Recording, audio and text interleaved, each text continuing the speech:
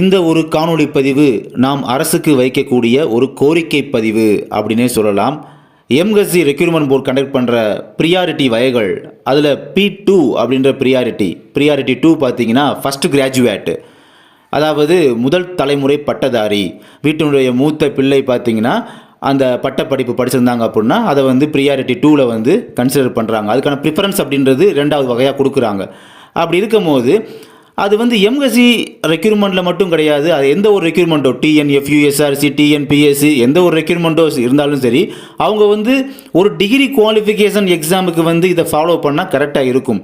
பட்டப்படிப்பு தரத்திலான அந்த ஒரு தேர்வுக்கு இதை பயன்படுத்தினாங்க அப்படின்னா கரெக்டாக இருக்கும். அதை விட்டு ஸ்கூல், அதாவது எஜுகேஷன் குவாலிஃபிகேஷன் ஸ்கூல் லெவலில் இருக்கக்கூடிய 10th 8th level 10th level இந்த லெவலில் இதுக்கும் அதே ஃபார்மெட்டை பயன்படுத்தினால் ஓரளவு அது சரி வராது. அதுலேயும் பார்த்தீங்கன்னா இந்த எம்எஸ்சி கண்டக்ட் பண்ணுறாங்க பார்த்தீங்கன்னா ஒரு விஷயம், எழுத படிக்க தெரிந்தால் போதும், இது மட்டும் தெரிஞ்சாலே போதும், அவங்க ஸ்கூலுக்கு போயிருக்கணும் கூட அவசியமே இல்லை. அப்படி ஒரு கேட்டகரி இருக்குது, வாட்ச்மேன், மசால்ஜி, வாட்டர்மேன், இந்த மாதிரி போஸ்டிங்ஸுக்கு. ஸோ இங்கெல்லாம் பார்த்தீங்கன்னா எழுத படிக்க மட்டும் தெரிஞ்சால் போதும் அப்படின்னு சொல்லி போட்டு அவங்க வந்து அப்படின்னு பார்க்கும்போது ஒரு 8வது படித்தவங்க, ஒரு 5வது படித்தவங்க அப்படிலாம் வந்து அப்ளை பண்ணுறவங்களுக்கு ரொம்ப ஒரு விஷயமா பார்க்கப்படுறது என்னென்னா, அந்த இடத்துல போய் ப்ரியாரிட்டின்னு வச்சிடுறாங்க. அப்போ இந்த ப்ரியாரிட்டி 2 இங்கே ஃபாலோ பண்ணுறாங்க சொல்லிட்டு டிகிரி படித்தவங்க வந்து அப்ளை பண்ண வர்றாங்க. டிகிரி படித்தவங்க மட்டுமா, MA MPhil BE படித்தவங்க, அதாவது இன்ஜினியரிங் முடித்தவங்க வந்து அப்ளை பண்ணுற நிலைமைக்கு ஆகிப்போச்சு. இப்படி எழுத படிக்க தெரிஞ்சால் போதும் அப்படின்னு சொல்லி ஒரு கேட்டகரியில் போஸ்டிங் எல்லாம் ஒதுக்கிட்டு அதுக்கான வேகன்சியில் நாங்கள் ஆள் எடுக்கிறோம் சொல்லிட்டு, ஆனால் ப்ரியாரிட்டியில் வச்சு ப்ரியாரிட்டியை பார்த்துட்டு வந்து அப்ளை பண்ணுறாங்க பற்றியா, அவங்கள்ட்ட போய் ரிட்டன் எக்ஸாம் முடிஞ்சு ப்ராக்டிக்கல் எக்ஸாம் முடிஞ்சு லாஸ்ட்டாக இன்டர்வியூ சமயத்தில் கேட்கக்கூடிய வழக்கமாக கேட்குற கேள்வி என்னென்னா, நீங்கள் MA படிச்சிருக்கீங்க, MPhil படிச்சிருக்கீங்க, ஏன் இந்த எழுத படிக்க தெரிஞ்சால் போதும் கேட்டகரியில் இந்த போஸ்டிங் வந்து அப்ளை பண்ணியிருக்கீங்க, நீங்கள் இன்ஜினியரிங் முடிச்சிருக்கீங்க, அது போக ME படிச்சிருக்கீங்க, அப்போதுக்கு இந்த போஸ்டிங்கில் வந்து அப்ளை பண்ணி அப்படின்ற கேள்வியை வந்து கேட்கறது வழக்கமாக வச்சுருக்காங்க. அந்த CV டயத்துலாம், அதாவது இன்டர்வியூ டயத்தில் வழக்கமாக இந்த கேள்வி வச்சுருக்காங்க. அப்போ நீங்கள் கொடுக்கக்கூடிய அந்த 20 வகையான ப்ரியாரிட்டியில் P2 என்று சொல்லக்கூடிய அந்த ப்ரியாரிட்டி 2 வந்து நீங்கள் தூக்கிடலாமே, அது டிகிரி குவாலிஃபிகேஷன் யூஸ் பண்ணிக்கிறலாமே. ஸ்கூல் குவாலிஃபிகேஷன், அது ஸ்கூல் குவாலிஃபிகேஷன் தேவையில்லை, எழுத மட்டும் படிக்க மட்டும் தெரிஞ்சால் போதும் அப்படின்னு சொல்லக்கூடியதுக்கெல்லாம் தேவையே இல்லையே P2 அப்படின்றது. ஆனால் அது வந்து எம்எஸ்சி மாற்ற முடியுமானா மாற்ற முடியாது. எம்எஸ்சி கரெக்டாக தான் செயல்படுறாங்க, ஏன்னா அவங்க அரசு ஆணையின்படி அந்த GO படி செயல்படுறாங்க. மாற்ற வேண்டியது பார்த்தீங்கன்னா எம்எஸ்சி ரெக்ரூட்மெண்ட் போர்டு கிடையாது, GOவை தான் மாற்றணும்.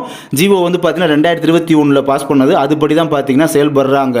அந்த GO பார்த்தீங்கன்னா இப்போ 10th குவாலிஃபிகேஷனுக்கு அந்த ப்ரியாரிட்டி GO ஒன்று தனியாக, இப்போ டிகிரி குவாலிஃபிகேஷன் இந்த சொல்கிற இந்த ப்ரியாரிட்டியை ஃபாலோ பண்ணிட்டு போகட்டும். அப்புறம் எழுத படிக்க தெரிந்தால் போதுமுக்கு சம் ப்ரியாரிட்டி கொடுத்து அது தனியாக GO. இந்த மாதிரி 3 வகையான GO, ப்ரியாரிட்டிக்கு மட்டுமே 3 வகையான கவர்மெண்ட் ஆர்டர், 3 வகையான GOவை வந்து கிரியேட் பண்ணி கொண்டு வந்தாங்க அப்படின்னா அது கொஞ்சம் பெட்டராக இருக்கும். இங்கே நான் பேசி நான் மட்டும் கத்தி எதுவும் மாறப்போகுதா? மாறப்போகிறதில்ல. இது பாதிக்கப்பட்ட எல்லாருமே சேர்ந்து பண்ணாதான் மாறும். இது எப்படி பண்ணுறது? ஒரு குரூப் ஒன்று கிரியேட் பண்ணலாம், டெலகிராமோ இல்லை வாட்ஸ்அப்போ இந்த மாதிரி சோசியல் மீடியாவில் ஏதாவது ஒரு குரூப் ஒன்று கிரியேட் பண்ணலாம். கிரியேட் பண்ணி அதில் வந்து எல்லாருமே இந்த குரூப்பில் சேர்ந்ததுக்கு அப்புறமா இது ரிலேட்டடாக இருக்கக்கூடிய கவர்மெண்ட் இருக்கிற ஒன் ஆஃப் தி பர்டிகுலர் அந்த டிபார்ட்மெண்ட்டுக்கு பார்த்தீங்கன்னா ரிக்வஸ்ட் வைக்கலாம். அதுவும் ஒவ்வொருத்தராக போய் தனித்தனியாக ரிக்வஸ்ட் வச்சா அது வேலைக்கும் ஆகாது.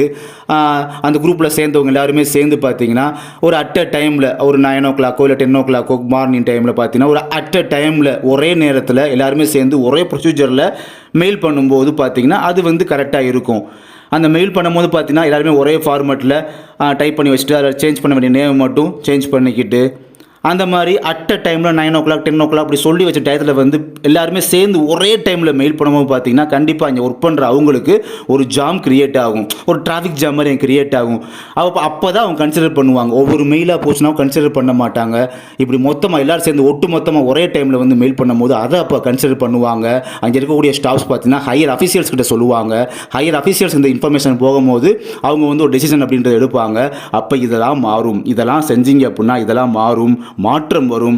இல்லாட்டி இந்த வீடியோ ஃபுல்லாக தரோவாக பார்த்து முடிச்சுப்புட்டு இவருக்கு என்ன வந்திருக்கு, இவர் வருஷம் இதை பற்றி பேசிட்டு தான் இருக்காரு, வருஷம் கத்திட்டு தான் கிடக்காரு, கத்திட்டு போகிறாரு, யாரோ எவரோ பண்ணிட்டு போகிறாங்க அப்படின்னு போயிட்டீங்கன்னா உங்களை மாதிரியே இந்த வீடியோவை பார்க்குற நீங்கள் இந்த முடிவு எடுத்து யாரோ எவரோ பண்ணுவாங்கன்னு போயிட்டாங்க அப்படின்னா உங்களை மாதிரியே எல்லாருமே அப்படியே இருந்துட்டா அப்போ இதை யார் பண்ணுவா?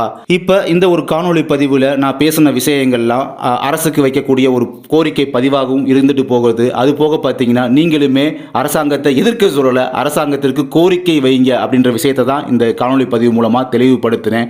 இப்போ ஒரு சின்ன தீக்குச்சியை நான் கொளுத்தி போட்டிருக்கேன்.